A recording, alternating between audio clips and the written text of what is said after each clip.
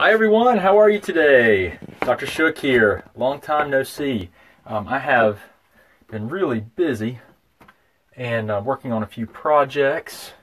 As you can see right now, I'm in the sauna. Trying to shed a little light here. Let's not do red today. So what I want to talk to you guys about, I'm just warming up. I've only got a few minutes. Like seriously, every time I say I only have a few minutes, I end up talking to you guys for what feels like and what probably in reality is nearly an hour. So what I'm going to do is I want to talk to you guys about something that I've talked about a little bit in the past, but I want to touch on it again because I think it's so important for us to always be thinking about when we're trying to figure out how to get healthy and how to improve autoimmunity and improve our thyroid and improve our health, that we always be thinking about the things that are driving and promoting our autoimmune process or our thyroid dysfunction. So we've always got to be thinking, what's the cause? Like, what is driving this process? And I think if you lose sight of that, it's really easy to kind of get caught up in chasing new shiny objects or new shiny supplements, something that comes out, and constantly be grasping at straws, which results in what I commonly see, which are people that are very fatigued and worn out, and people that are also taking 30 supplements, or they're doing all kinds of things. And I start looking at it, and it just speaks to desperation. So, guys, if you think if we can do one thing, if I can encourage you to do one thing, that is think about and try to understand the best that you possibly can. What are the potential drivers or causes of your problems, right? So what promotes autoimmunity? And if you can always kind of keep in mind the theories and the things, hey Randy, good to see you too. If you can always keep in mind and think about the things that drive and that we believe promote autoimmunity, then you can keep that as a roadmap. I mean, because I see it so frequently. People seek me out a lot because, there's tons of great information out there and available online. There's a lot of brilliant people teaching and trying to help guide you guys. But the problem is that oftentimes there's just not a great roadmap, a great framework for you to keep you on track and on path, because it's so easy to read and get information overload and just be like, well, what do I do? I've tried these diets, or this person's saying one thing, the other person's saying this, and what do I do and what do I follow? And it's really common, guys. It's really common to not be able to, hey Karen, nice to see you too. It's really common to kind of lose focus and be pulled in a lot of different ways. So there's a few concepts here. Number one, always continually try to educate yourself, but try, if nothing else, try to understand the best that you can the mechanisms, the things that are promoting and causing your autoimmunity. Okay, if you have Hashimotos, for example, or if you have thyroid dysfunction, always be thinking about what's driving that. Why? Always ask the question, why do I feel this way? Why is my body reacting this way? Why is my immune system attacking my body? What are those drivers? Keep that in mind as a framework, because what ends up happening is people realize that they're autoimmune, start getting all this information, they try a diet, they try supplementation, then as they're working through that, maybe they don't feel better fast enough, but they're not giving it enough time. Then they see something else that's there, that someone is promoting, or something's going on, and they go with that methodology, or so they jump around a lot and they don't follow through on one thing. Okay, that's one thing that's really important, guys. Give your body time to heal by following through on one thing that you're doing, dietary intervention or supplementation. You need to give your body time to heal before you jump to the next new shiny object, because there are a lot of different things that you could try and do. And what ends up happening is people come to me, and I see people that I'm just trying to help them figure out how to piece everything together. And they've got all these different pieces, and they're like, I've read and I've researched, but then a lot of people reach a point where, maybe they've helped themselves quite a bit. Some haven't. Some have just, spent time and money and really exhausted themselves. So the main thing is try to understand the mechanisms and the things that are promoting your autoimmunity, which is why I want to talk about this topic today of the 3 things that we know are required to develop autoimmunity, and try to understand what's potentially happening here. Okay, and you don't have to be a doctor, but just do a little bit of research, watch a lot of my videos. It'll help give you some guidance, and then start with one change whether it be diet, which is a very reasonable thing. You know, you could try like an autoimmune paleo diet. You could follow like our program that we have, the Hashimoto's transformation program. You can do any of those things, are all reasonable, and follow through for at least 4 weeks. And don't change anything else. If you're taking supplements with that, then utilize those supplements and do not change anything except focus on that. You know, if you start adding in other supplements, or you go see another doctor and then they change something and then they're giving you conflicting advice, guys, if you're doctor shopping a lot, I mean, it's okay, you're trying to get help, but I'm telling you now, you've got to follow through the best that you can on one person's recommendations. And don't change, because that's a challenge whenever I'm working with people. Someone's seeing like a naturopath, they're seeing, they've got their integrative doctor, then they want me to help them. And, you know, sometimes that works out, but sometimes this is their particular problem. And I mean, I always try to work in, I prefer team and guys. You've really got to stay focused as much as you can on one approach, see it through, evaluate how you do, and then you can move on to the next thing. But there needs to be a logical process. So this brings me back to really the topic I want to discuss today, and that's what are the 3 things required to develop autoimmunity. And guys, I'm sitting in the sauna because I'm getting ready to work out, and I wanted to warm up my body temperature. So I'm sitting here kind of hanging out, and I'm drinking this. I promise it's not artificial. What it is it's a branched chain amino acids drink that I drink when I exercise. Now, granted, today I did something kind of gross. I mixed in.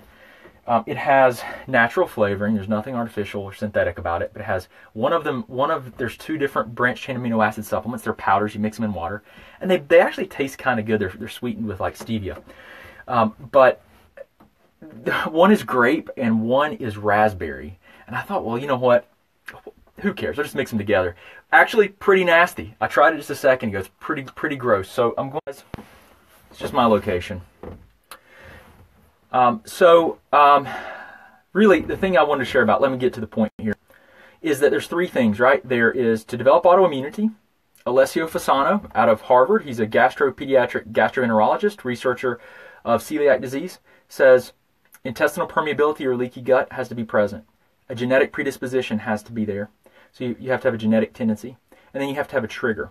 And then that by itself, those 3 things together, can be the set up the perfect environment for you to develop autoimmunity and start this process. So if we understand that that is a potential leading mechanism, then what can you gain from what can you learn from that? Okay, because this is what you need to think. You need to think about root drivers of the process.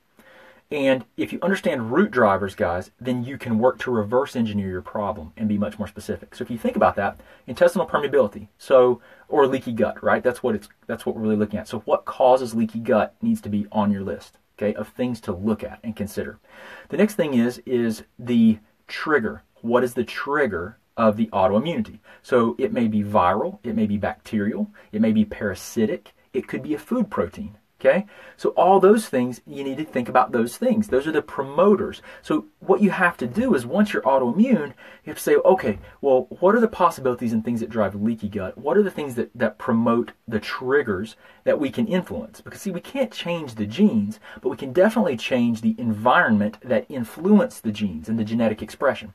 So what we do is we need to look at those things that promote leaky gut and the things that promote that can promote and trigger the autoimmunity. Okay, so there's a lot of things that we can go through there. But so on your own, one of the things that you can often do is just change diet. And that's a very reasonable thing to try on your own. And we know that autoimmune paleo diets are very beneficial for a lot of people. They're very dense in nutrients, and they tend to remove a lot of the foods that are inflammatory. But they're not perfect, and they're not right for everyone. There's a lot of other mechanisms and things that can promote your autoimmune process. But if you always keep in mind, Dr. Fasano says 3 things: leaky gut, genetic predisposition, and a trigger. So what are the triggers?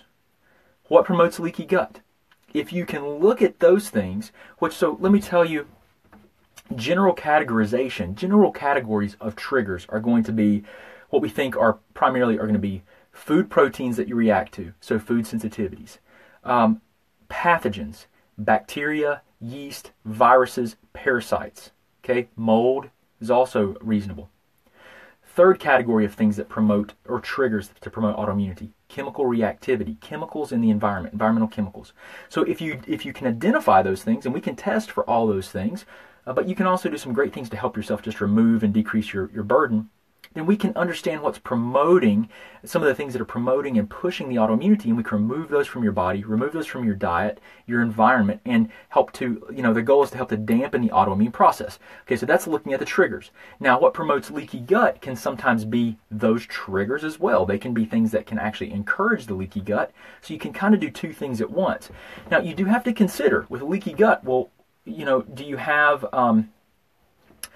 have something like, are there problems with cortisol? Cortisol is your stress hormone, one of your primary stress hormones.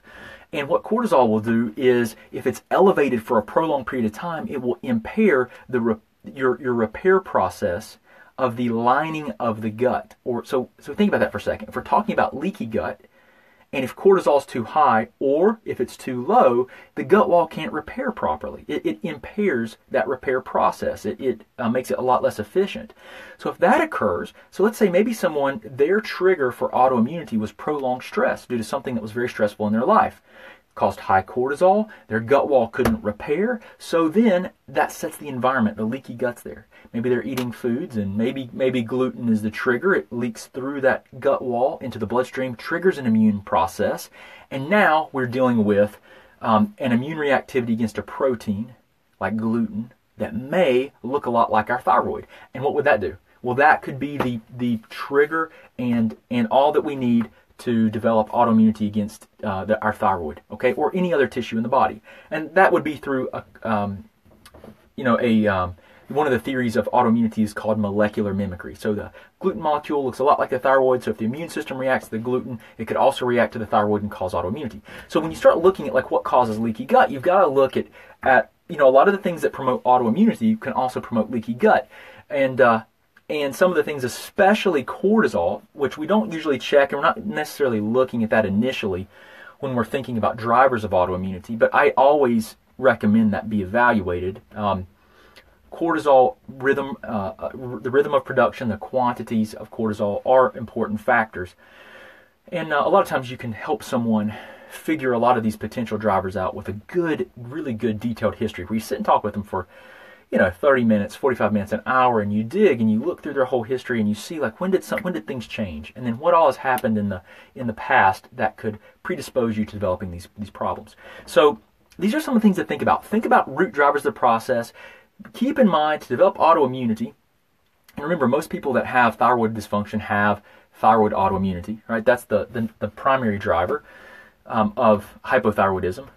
So when we think about this, we've got to think about what causes, like how does the autoimmunity begin? Well, it begins with leaky gut or intestinal permeability, a trigger, and a genetic predisposition. The things that we can look at and identify are going to be triggers, and things that can promote leaky gut. So we can try trial and error things like dietary changes, the AIP diet, our Hashimoto's transformation program's good.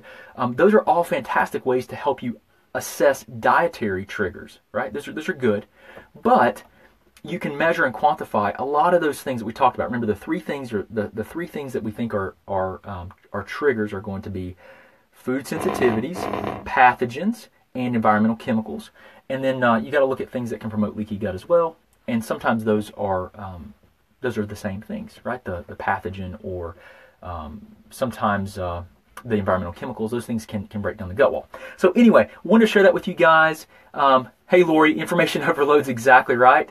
I hope you guys do well today. I got to get out of here because I've got to get my workout on. I'm actually starting to sweat more than I really wanted to, but I'm just in here getting my body temperature up so that when your body temperature is warmer, your red blood cells give away oxygen more efficiently, so you're able to transfer and deliver oxygen to your muscles and your cells and produce energy more efficiently.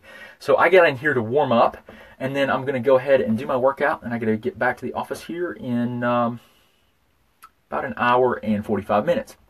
Take me about an hour to do my workout. I'm going to chug down my branched chain amino acids, which I will never mix again. Raspberry and grape don't really go that well together. You might think they would, but it's pretty gross. So, do you guys have any questions before I go? Anything that's going on? I'm gonna have more videos, and I got tons of stuff I'm working on. I mean, I've been extremely busy. We have, for some reason, we've just really, in the past month or so, had a lot of people reaching out to us, and I think just people are finding all of the information and stuff that I try to teach online, and they're reaching out to us to try for information and to get help. So I'm trying to balance it, as always, trying to balance work with family life with teaching. So I'm working on ways that I can do that more efficiently, because I really like to teach. I love to work with people one-on-one, but I have to balance that. So I like to teach you guys what to do to help yourself, because this is the only way we're going to make real change, is if we teach people how to help themselves. There's so many people that can try dietary interventions, supplementation, and do not get better. And those are the people that are going to need one-on-one help, because there's other mechanisms. Maybe there's infections, maybe there's environmental chemicals. There's something else at play. Maybe they're eating foods. Maybe they react to foods that are on like autoimmune paleo diets, and you just won't know that, guys, unless you do testing in some cases. So hopefully this is what we've got to get out there, and we've got to teach people how to help themselves. There's a lot of innovation and research and things going on, so we've got to just do the best that we can to help people help themselves. So I'm trying to balance everything, and I've been working on a lot of projects, tons of projects, and really information and things to help teach you guys. So I haven't been able to do live videos. I think it's been like, what, a week and a half or more? Grape raspberry. So there's a lot of things that I'm working on to try to help you guys out. But I just wonder if you guys had any questions. If you don't have any questions, what I'm going to do is I'm going to go ahead and get to my workout. But I appreciate you guys so much. I hope you guys have a wonderful day. And listen, if you need help, remember, we have tons of resources. First of all, go to our Facebook page and go to our videos tab and just do a search for keywords and look for antibodies, hormone. A lot of people that I work with have hormone imbalances, right?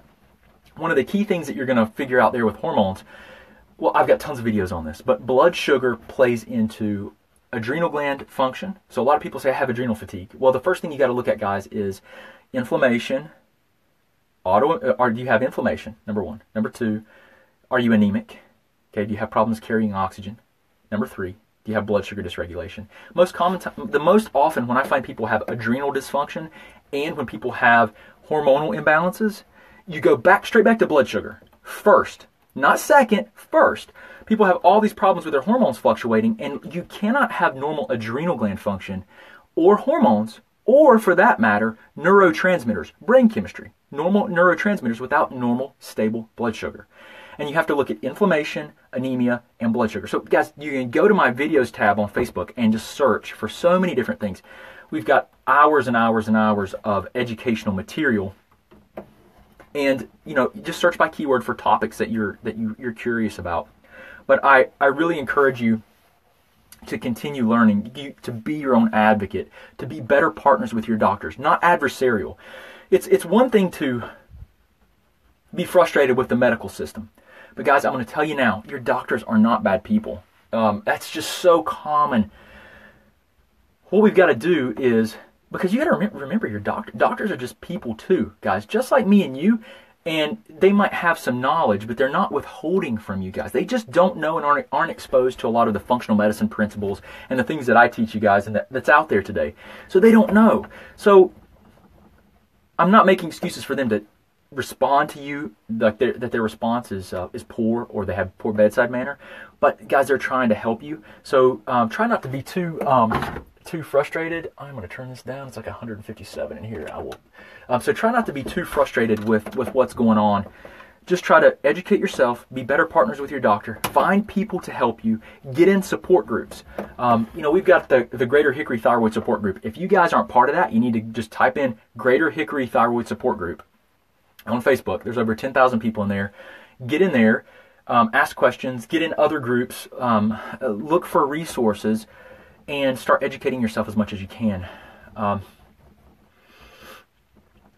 It's one of the best things that you can do for yourself. You just really, guys,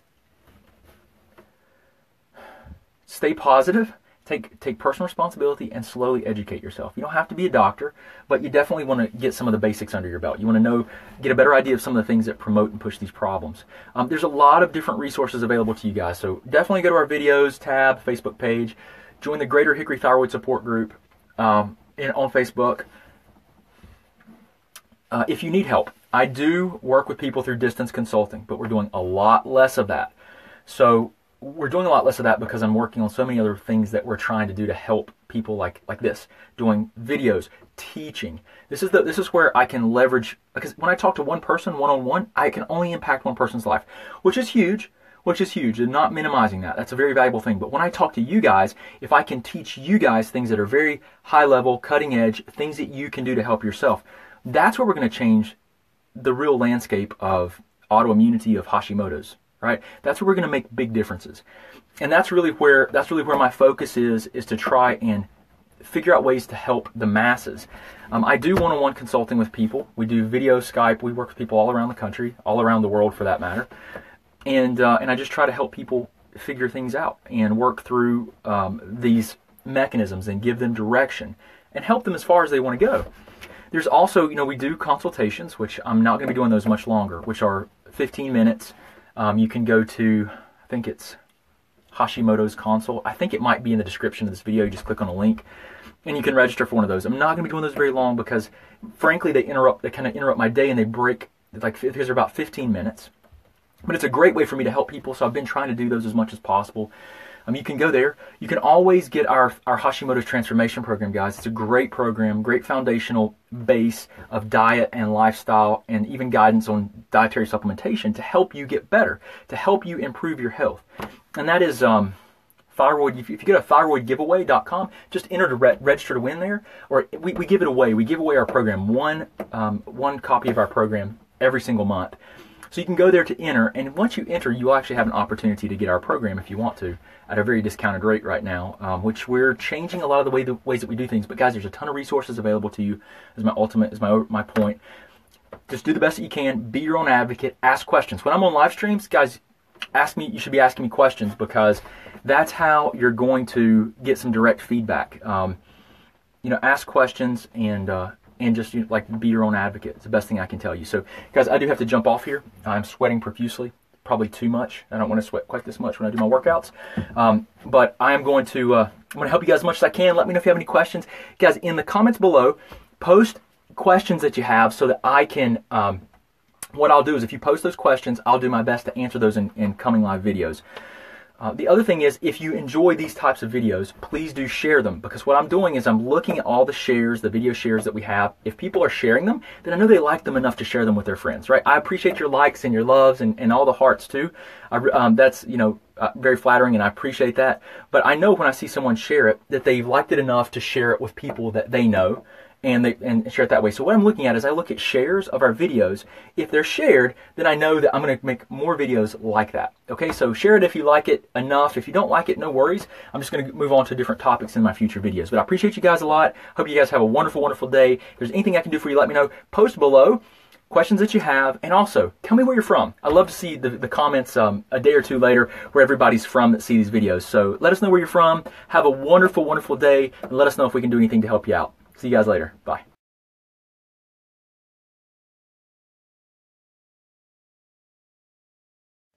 Hey guys, Dr. Shook, thank you for viewing our videos. I hope they help you out.